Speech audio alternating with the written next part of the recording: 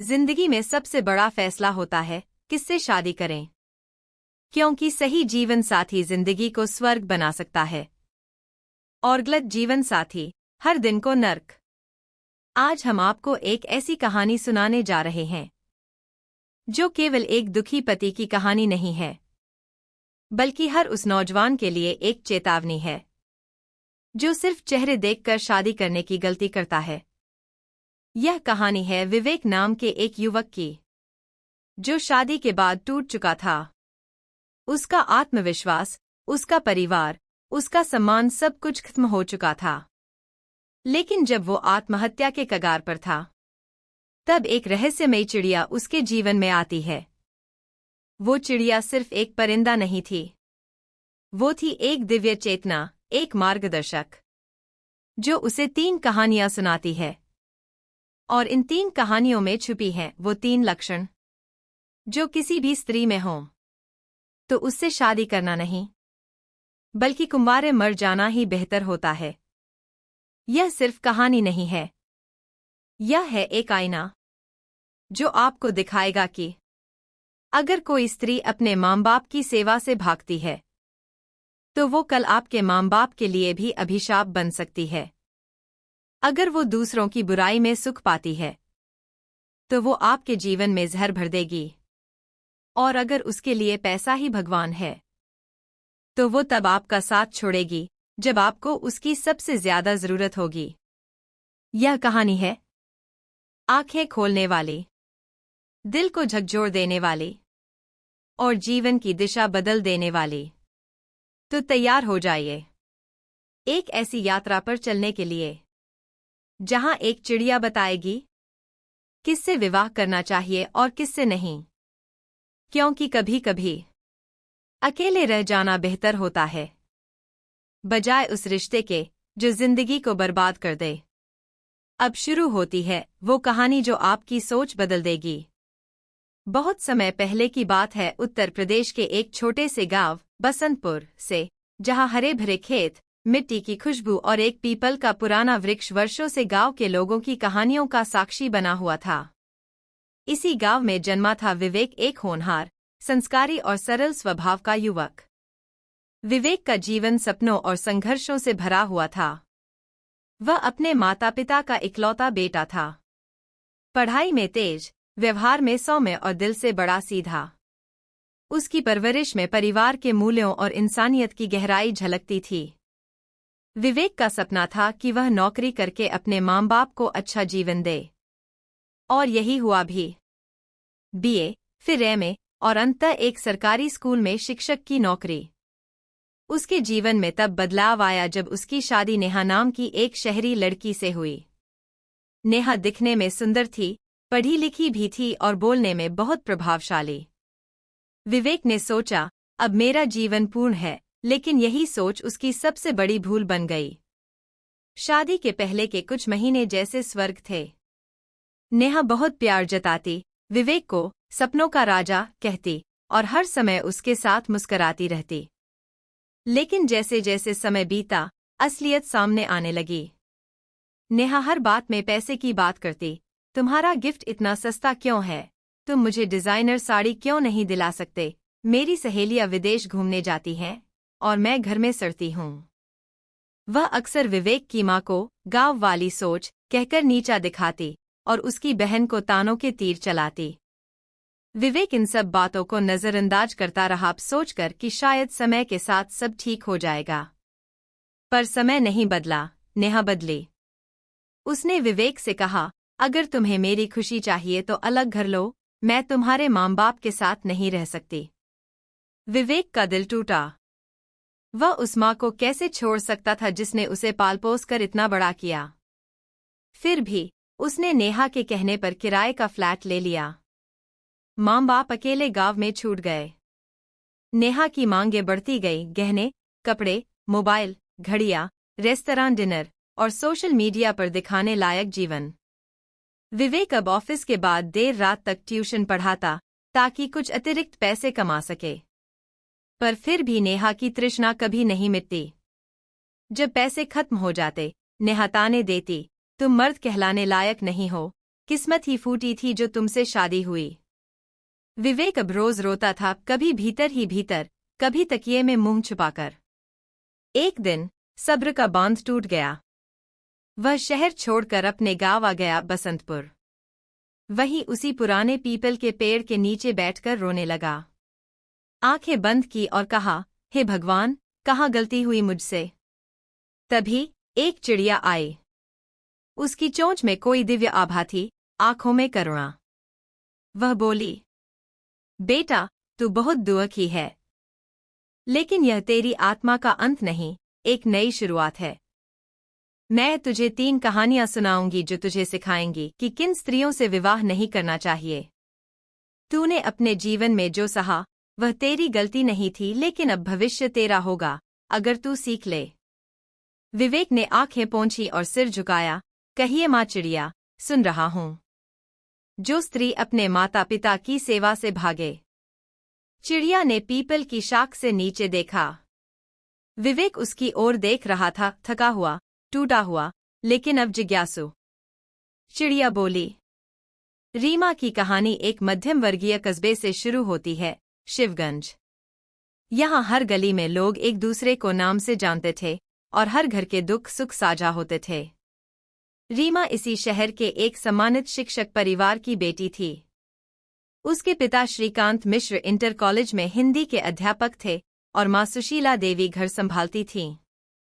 रीमा 3 बच्चों में सबसे बड़ी थी, पढ़ने में औसत, लेकिन बेहद सुंदर और आत्मविश्वासी।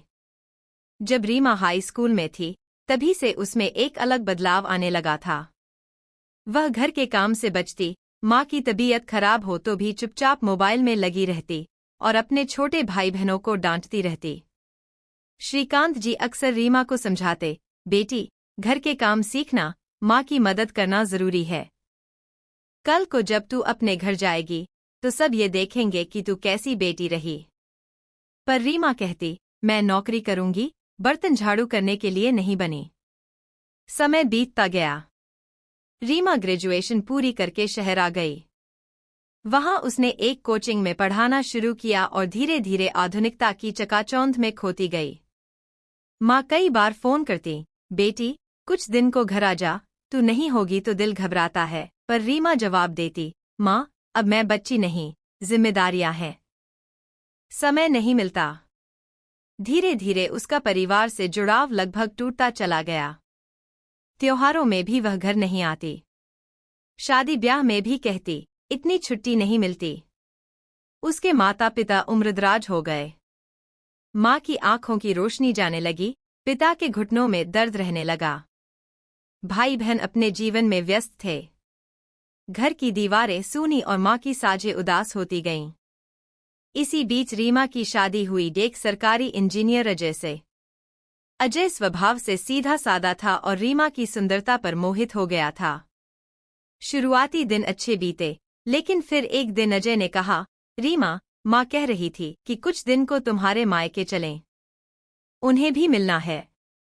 रीमा झल्ला गई, मायके? वहां क्या रखा है? माँ तो हर बार ताने देती है कि मैं नहीं आती। अब मैं शादीशुदा हूं, मायके की जिम्मेदारी मेरी नहीं। अजय चौंक गया। उसने धीरे से पूछा, पर वो तो तुम्हारे माता पिता हैं। रीमा बोली, हाँ, लेकिन अब मैं उनकी सेवा के लिए बनी हूं क्या? मैंने उन्हें जन्म नहीं दिया। अजय का दिल कांप गया। उसे याद आया कि उसकी माँ ने एक बार कहा था, बेटा, देखना, जो लड़की अपने माँ बाप को त्याग देती है, वो कभी किसी और की नहीं हो सकती। समय बीतता गया। रीमा की सास बीमार हुई। अजय ने कहा, रीमा, माँ को अस्पताल लेकर जाना है, साथ चलो। रीमा बोली, मुझे ऑफिस जाना है, तुम्हारी माँ मेरी जिम्मेदारी नहीं। फिर अजय ने कहा, कम से कम रात को खाना बना देना, माँ को दवा के साथ खाना देना है। रीमा ने कहा, मेड रख लो, मुझसे ये सब नहीं होगा। अजय की आंखें भर आईं। उसे अब रीमा में वो ही छवि दिखने लगी जो कभी रीमा की माँ ने महसूस की होगी, उपेक्षा, कटुता और स्वार्थ। एक दिन रीमा की माँ की तबीयत अचानक बिगड़ गई। सुशीला देवी ने अपने बेटे को फोन किया, जिसने रीमा को खबर दी। रीमा ने कहा, देखो, मैं नहीं आ सकती, मेरी ट्रेनिंग चल रही है। डॉक्टर को दिखा दो बस। 3 दिन बाद रीमा की मां चल बसीं। रीमा अंतिम दर्शन के लिए भी नहीं पहुंची। पिता टूट गए। बेटे ने कहा, दीदी, मां ने आखिरी वक्त में तुझे बहुत याद किया। तब रीमा कुछ देर के लिए मौन हुई। पर फिर भी उसके भीतर ग्लानि नहीं थी। जो चला गया, उसे रोकर क्या फायदा। अब समय ने करवट ली। रीमा की अपनी बेटी हुई। पर समय के साथ रीमा की भी तबीयत बिगड़ने लगी। कमर का दर्द, उच्च रक्तचाप, अवसाद। अजय एक दिन बोला, तुम्हें अपने माँ बाप की याद नहीं आती? रीमा बोली, क्यों आए? जब मैंने ही कभी उन्हें समझा नहीं, तो अब यादों से क्या होगा। चिड़िया ने यहां तक कहानी सुनाई और बोली, विवेक बेटा, एक स्त्री जो अपने माँ बाप की सेवा से भागे, वह कभी किसी के बूढ़े माँ बाप का आदर नहीं कर सकती। और जब वह स्वयं वृद्ध होगी, तो उसके बच्चे भी उससे मुंह मोड़ेंगे, क्योंकि जो बोती है वही काटती है। विवेक की आंखों में आंसू थे। उसे अपनी पत्नी नेहा की याद आ रही थी, जिसने उसके माँ बाप को घर से निकालने के लिए जिद की थी। वह धीरे से बोला, मैं समझ गया माँ चिड़िया। अब अगली कहानी सुनाइए। जो स्त्री दूसरों की बुराई में सुख पाती है। चिड़िया ने पीपल की शाख से फिर एक बार अपनी चोंच साफ की और विवेक की ओर देखा। उसकी आंखों में अब जिज्ञासा कम और पीड़ा अधिक थी। वह धीमे स्वर में बोला, माँ चिड़िया, अब मुझे दूसरा पाठ सिखाओ। शायद इस बार मैं खुद को और गहराई से देख सकूं।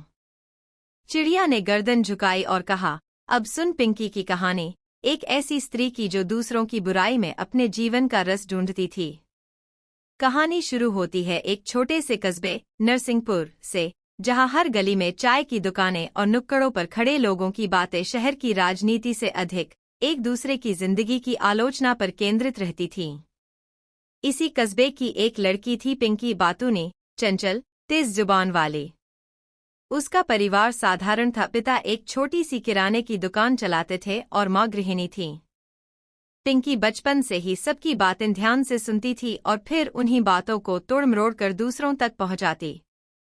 स्कूल में अगर कोई लड़की नई चप्पल पहनती, तो पिंकी कहती, पता है, उसकी माँ ने उधार लेकर दिलाई है। अगर कोई लड़का पढ़ाई में अच्छा होता, तो कहती, टीचर को पटाकर नंबर लिए हैं। धीरे धीरे लोग उससे कतराने लगे। लेकिन कुछ लोग उसकी बातों का मजा भी लेने लगे। पिंकी की बातों में मसाला है, यह कहकर लोग हंसते। कॉलेज में भी उसका यही स्वभाव रहा। वह अपनी सहेलियों की निजी बातें जानबूझकर दूसरों में फैलाती। अगर कोई सहेली अपने प्रेमी के बारे में बताती, तो पिंकी अगले दिन पूरी कक्षा को बता देती, मसालेदार भाषा में। उसकी यही आदत उसे केंद्र बना देती। लोग उसे सुनना पसंद करते, लेकिन उस पर भरोसा नहीं करते। पिंकी की शादी अरविंद से हुई, जो बैंक में क्लर्क था और स्वभाव से बेहद शांत, पढ़ाकू और सीधा था। शादी के शुरुआती दिनों में सब सामान्य था। लेकिन जैसे जैसे समय बीता, पिंकी का स्वभाव उजागर होने लगा। वह अरविंद की मां के रिश्तेदारों को लेकर कहती, आपकी बहन का बेटा निकम्मा है, सुना है जुए में पैसा उड़ाता है। सास के सामने कहती, आपकी पड़ोसन तो बहुत बनावटी है, हमेशा दिखावा करती है। और अगर कोई महिला उनके घर आती, तो उसके जाते ही कहती, देखा आपने, उसके गहने नकली लग रहे थे, और वो मुस्कान तो जैसे जबरन ठोंकी हो। अरविंद ने 1-2 बार समझाने की कोशिश की, पिंकी, हमें सबके बारे में इतना मत कहना चाहिए। रिश्तों में मिठास रहनी चाहिए। लेकिन पिंकी हंसकर कहती, अरे, मैं तो सच कहती हूँ। दुनिया में जो देखती हूँ वही बोलती हूँ। समस्या तब बढ़ी जब पिंकी ने अपने मायके, ससुराल और पड़ोस तीनों जगह बुराइयां फैलाना शुरू किया। एक बार उसने अपनी देवरानी के बारे में कह दिया, उसे तो सारा दिन सजने संवरने की पड़ी रहती है, घर का काम तो नौकरानी करती है। देवरानी को जब ये बात पता चली, तो दोनों में झगड़ा हो गया। एक बार पड़ोसी की बेटी की शादी टूट गई और पिंकी ने कहा, कोई नहीं करता ऐसी लड़की से शादी, उसका तो चाल चलन ही ठीक नहीं। जब ये बात उस लड़की के पिता ने सुनी, तो उन्होंने आकर पिंकी के पति से कहा, आप अपनी पत्नी को समझाइए, वरना हम कानूनी कार्रवाई करेंगे। धीरे धीरे पिंकी की बुराई करने की आदत उसके घर में जहर की तरह फैलने लगी। लोग उनके घर आना बंद करने लगे। रिश्तेदार दूर होने लगे। एक दिन अरविंद ने कहा, पिंकी, क्या तुम जानती हो कि तुम्हारी बातें हमें समाज में कैसे दिखाती हैं? पिंकी बोली, मुझे समाज से क्या? मैं तो वही बोलती हूं जो सच है। अरविंद ने उदास होकर कहा, सच वो नहीं होता जो कड़वा हो, सच वो होता है जो बिना बोले भी समझा जाए। समय बीता। पिंकी की बेटी बड़ी हुई। लेकिन लोगों के मन में पिंकी के व्यवहार की वजह से बेटी के लिए रिश्ते आने बंद हो गए। सब कहते, उसकी माँ जैसी ज़बान वाली बहू कौन लाए घर में? पिंकी तब पहली बार टूटी। उसने बेटी को रोते देखा और बोली, बेटा, तू चिंता मत कर, माँ सब ठीक करेगी। लेकिन अब बहुत देर हो चुकी थी। रिश्ते बनते नहीं, टूटते जा रहे थे। पिंकी अकेली पड़ने लगी।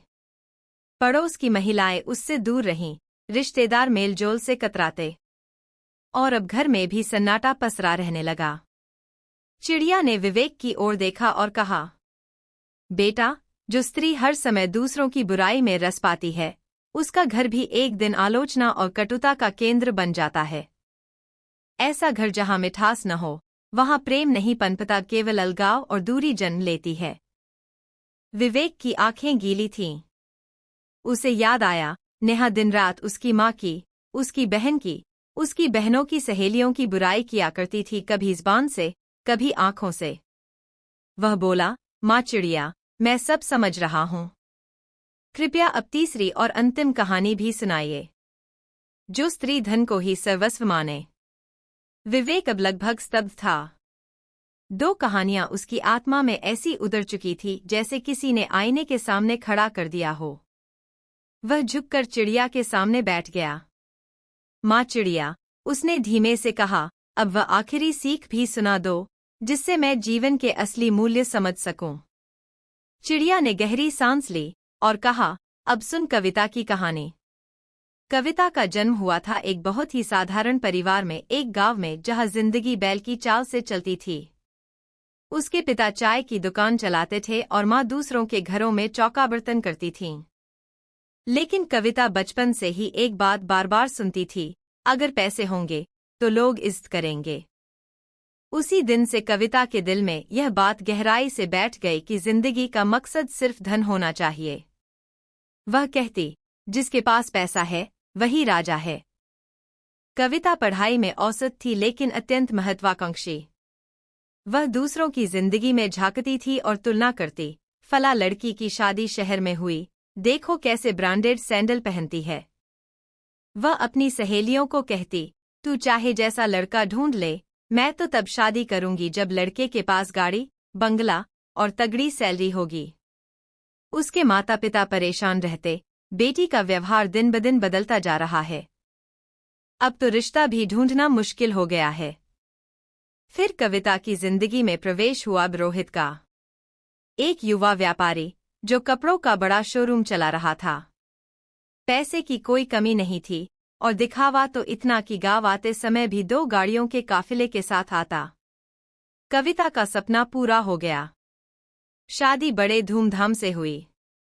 सब रिश्तेदार दांतों तले उंगली दबाते रह गए। शादी के बाद कविता का असली रूप सामने आया।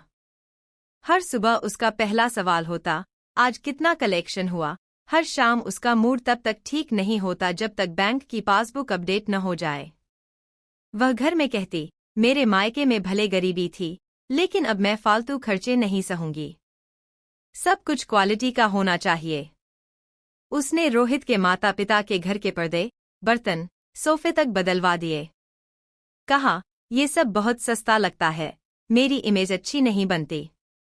रोहित शुरू में मुस्कराता रहा, लेकिन धीरे धीरे वह कविता की लालसा से डरने लगा। कविता ने पड़ोस की महिलाओं से मिलना छोड़ दिया, कहती, उनके पास तो पहनने लायक गहने तक नहीं, कैसी औरतें हैं। अगर कोई रिश्तेदार बिना गिफ्ट लाया जाता तो कविता बाद में ताने मारती, जैसे मुफ्त का खाना खाने आए हों।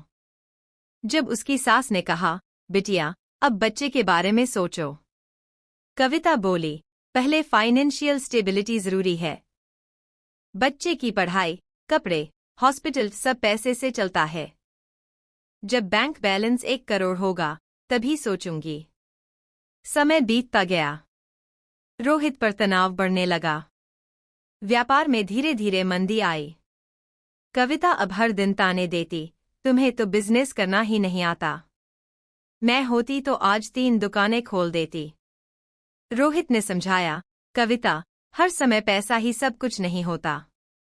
कभी घर की शांति भी जरूरी होती है। कविता हंस दी, तुम्हें तो फटे हाल रहना पसंद है।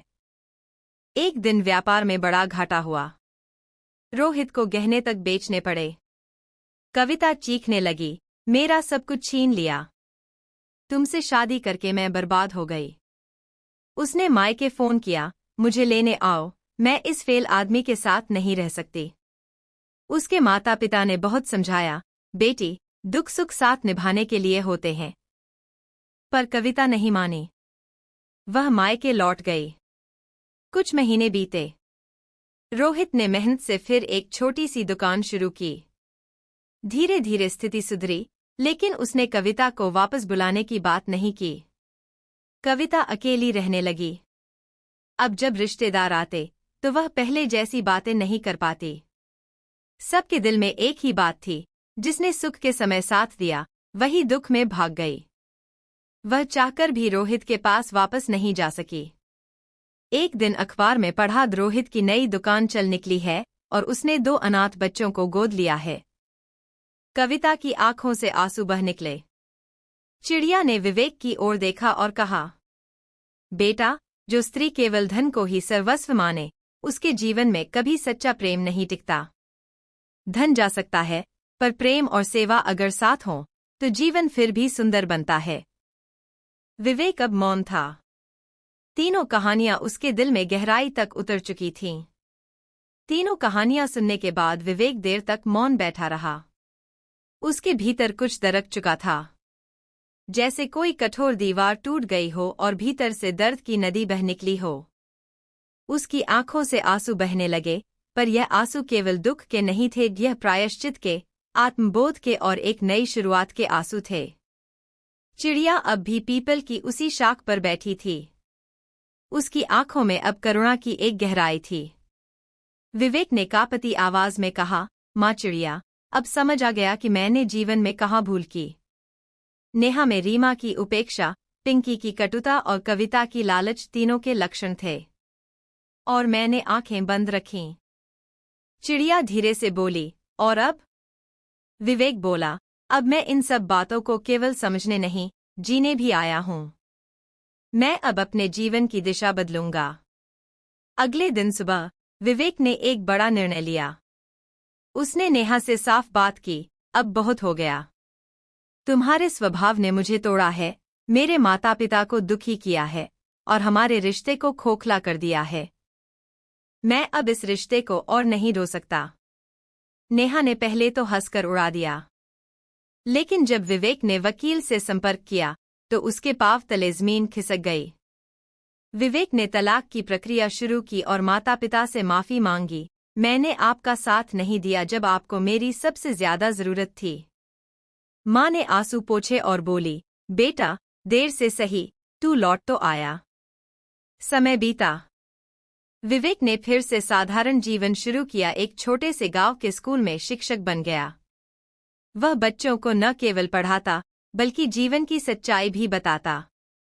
उसके कक्षा में एक दीवार पर 3 चित्र थे, एक वृद्ध दंपति, एक स्त्री जो कान में जहर भरती दिख रही थी और एक नोटों की गठरी पर बैठी महिला।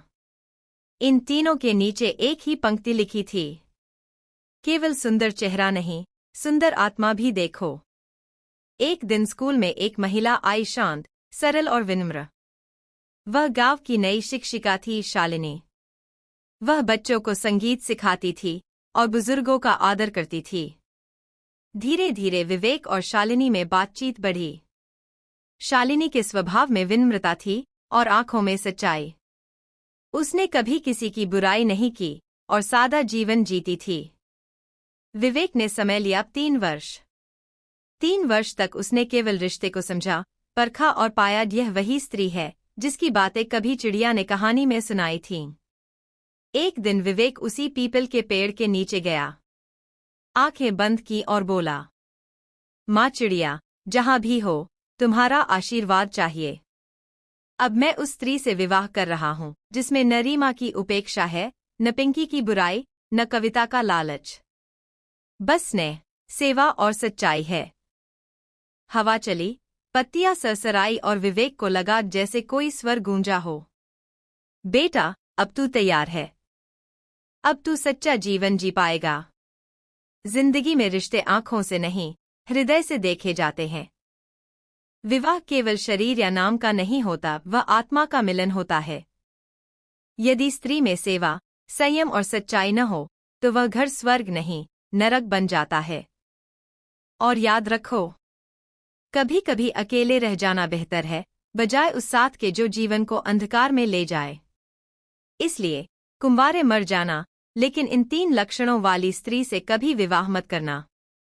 विवेक अब अकेला नहीं था। उसके पास कोई भीड़ नहीं थी, लेकिन अब वो खुद से जुड़ गया था। उसने अपने जीवन की सबसे बड़ी गलती से सीख ली थी। और अब वो उस चिड़िया का आभारी था जिसने उसे एक ऐसा सच दिखाया जो शायद किसी किताब में नहीं मिलता, जो शायद कोई माता पिता भी नहीं सिखा पाते। उसने अपने दिल में उस चिड़िया के शब्दों को पत्थर पर लकीर की तरह बैठा लिया। कभी भी उस स्त्री से विवाह मत करना जो अपने माता पिता का सम्मान न करे, जो दूसरों की बुराई में आनंद ले, और जो धन को रिश्तों से ऊपर माने। विवेक अब दूसरों को भी वही शिक्षा देता है। हर उस नौजवान को समझाता है जो सिर्फ सुंदरता देखकर रिश्ता चुनने चलता है। हर उस लड़की को भी जो अपने स्वभाव से अपने ही घर को तोड़ रही है। वो अब भी उस पीपल के पेड़ के नीचे कभी कभी बैठता है। शायद वह चिड़िया फिर से आए, या शायद वह अब उसके दिल में ही बस गई हो। प्यारे दर्शकों, यह कहानी यहीं समाप्त होती है, लेकिन इसकी सीख कभी खत्म नहीं होती। अगर आप भी विवेक जैसे किसी व्यक्ति को जानते हैं तो यह कहानी जरूर शेयर कीजिए। अगर आपको भी कभी किसी रिश्ते ने तोड़ा है तो इस कहानी को दिल से महसूस कीजिए। और अगर आप चाहते हैं कि हम इसी तरह की सच्चाई, भावनाओं और सीख से भरी कहानियां आपके लिए लाते रहें, तो अभी हमारे चैनल को सब्सक्राइब कीजिए। सब्सक्राइब बटन दबाना न भूलें, क्योंकि अगली कहानी आपके दिल की हो सकती है। वीडियो को लाइक जरूर करें अगर इसने आपकी आत्मा को छुआ हो। शेयर करें उन बेटों, भाइयों और दोस्तों के साथ जिनकी जिंदगी में यह कहानी बदलाव ला सकती है। आपका एक लाइक हमारी टीम के लिए एक आशीर्वाद है। आपका एक सब्सक्राइब हमारी प्रेरणा है अगली कहानी लिखने की। और आपका एक कमेंट हमारे लिए भावनाओं की मिठास है।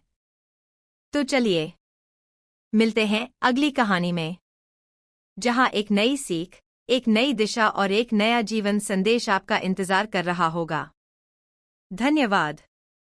अंत अनमोल कहानियां, जहां हर कहानी कुछ सिखा जाए।